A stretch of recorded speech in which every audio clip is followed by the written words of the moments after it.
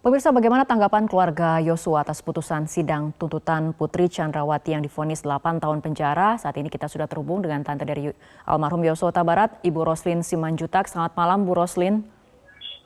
Selamat malam, Mbak Fitri. Bu Roslin, apabila kita dengarkan dalam persidangan hari ini, jaksa penuntut umum menuntut Richard Eliezer dengan pidana 12 tahun penjara, sementara Putri Chandrawati dituntut 8 tahun penjara. Apakah menurut keluarga tuntutan ini sudah merefleksikan rasa keadilan? Kami dari pihak keluarga sangat kecewa atas tuntutan dari JPU. Sedangkan dakwaannya adalah pembunuhan berencana, yaitu pasal KUHP 340. Tapi nyatanya si Putri itu dihukum 8 tahun. Setahunya kami itu pasal 340 itu ya hukumannya berat. Tapi kenapa JPU menghukum dia, memberikan tuntutan kepada Putri 8 tahun.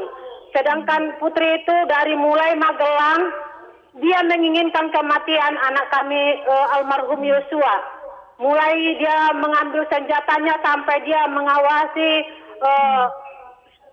Yosua sampai ke Magelang, dari Magelang sampai ke Duren 3. Di sini Putri sangat aktif ya untuk merencanakan dan menginginkan kematiannya anak kami almarhum Yosua. Tetapi kenapa dia dihukum dengan tuntutan dari JPU 8 tahun? Jadi ini bukan pembunuhan berencana lagi. Seharusnya pembunuhan berencana itu kan pasal itu kalau KUHP pasal 340, di mana letaknya? Kok bisa hukumannya kok 8 tahun? Oke. Baik, artinya menurut keluarga tuntutan terutama kepada Putri Chandrawati ini tidak memenuhi rasa keadilan yang diinginkan oleh keluarga almarhum Yosua. Iya Mbak, kami tidak merasa sangat kecewa ya bagaimana kita melihat Putri itu sangat aktif, dia dalamnya, dia yang menelepon suaminya, dia yang memfitnah anak kami almarhum. Dia memfitnah almarhum katanya melecehkan dia di Magelang kepada Sambo, sehingga Sambo merekayasa membuat skenario untuk membunuh, mengambil nyawa anak kami secara paksa. Dalangnya utamanya itu adalah Putri sebenarnya, dari mulai Magelang. Dia dalangnya karena Putri itu tidak terpuaskan ya, karena dia menggoda anak kami almarhum, tapi anak kami tidak mau melayani nafsu bejat dia. Akhirnya dia memfitnah anak kami. Dibilangnya sama suaminya, anak kami kurang ajar sama dia. Oke, artinya menurut keluarga apakah kemudian tuntutan jaksa seharusnya kemudian bisa sama dengan tuntutan yang ditujukan kepada Verdi Sambo? Harusnya itu harus sama itu, suami istri itu sama. Ya, mereka aktornya, dua-duanya aktor untuk menghilangkan nyawa anak kami Yosua. Bagaimana dengan tuntutan terhadap Richard Eliezer, Bu Roslin? Kalau untuk Eliezer ya, kita sudah melihat Putri dihukum 8 tahun. Kenapa Eliezer yang sudah mau menjadi DC ya, malah lebih tinggi? Memang kita tahu hukuman pasal 340 itu harus di atas 15 tahun seharusnya. Tetapi kenapa malah Putri 8 tahun, Eliezer 12 tahun? Di mana keadilan itu? Oke, artinya menurut keluarga almarhum Yosua, hukuman terhadap Eliezer ini menjadi terlalu berat apabila dibandingkan dengan terdakwa-terdakwa lainnya, seperti itu, Bu? Iya, seharusnya kan paling tidaknya dia sama, kalau tidak di bawahnya. Ini malah terbalik hukum di Indonesia. Nampak kali hukum di Indonesia ini tumpul ke atas, runcing ke bawah. Kenapa Anda mengatakan seperti itu, Bu Roslin?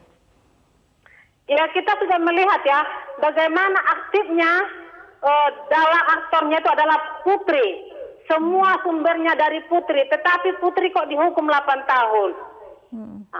Putri lah yang tahu apa sebab akibatnya, apa laporannya kepada suaminya, kenapa mereka menginginkan kematian anak kami, mereka merampas nyawa anak kami. Putri lah yang tahu semuanya. Jadi Putri dalangnya di sini.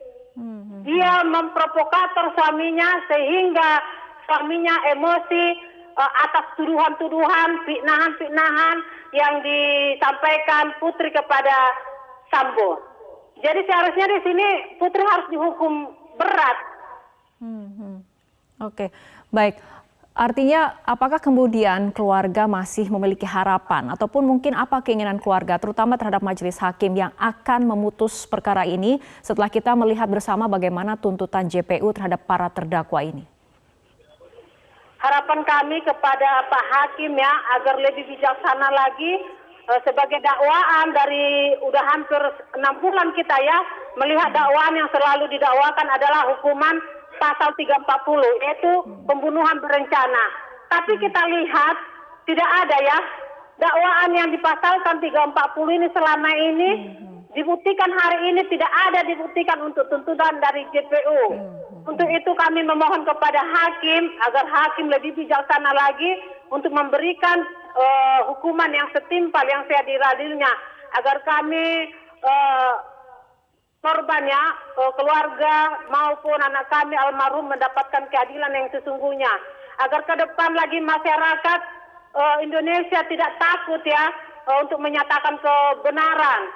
Agar kiranya untuk ke depan jangan ada lagi sambo-sambo yang berikutnya. Karena kalau kayak gini hukuman ini ya petinggi-petinggi itu akan sesukanya untuk membunuh anak buahnya. Oke, baik Bu. Mengenai pembuktian yang tadi sempat Ibu Roslin katakan, apakah menurut Anda jaksa ini ataupun JPU sudah melakukan upaya pembuktian secara optimal selama kemudian Anda melihat proses persidangan berlangsung? Kalau kita melihat prosesnya itu ya, dari dakwaan-dakwaannya selalu dibacakan, semuanya udah pas. Tetapi kenapa tuntutan itu kok jauh melenceng, itu loh Mbak. Seharusnya kan harus sesuai dakwaan mereka udah kami lihat, udah kami ikuti terus, udah menuju ke 340 yaitu pembunuhan berencana. Tetapi kenapa tuntutannya jatuhnya ke 80 ke 8 tahun, sangat jauh melenceng tuntutan ke JPU itu kepada terdakwa. Oke, baik, kita tunggu setelah pledoi yang akan disampaikan oleh para terdakwa. Kita akan tunggu bagaimana kemudian keputusan dari majelis hakim yang akan memutus perkara ini. Terima kasih Bu Roslin Simanjuntak telah bergabung bersama kami malam hari ini dalam Top News.